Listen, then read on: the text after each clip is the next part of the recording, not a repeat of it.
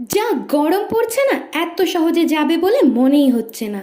কিন্তু আমরা তো এই গরমে ঘরে বসে ঠান্ডা ঠান্ডা মশালা কোক তো বানাতেই পারি, কি বলো তাই না?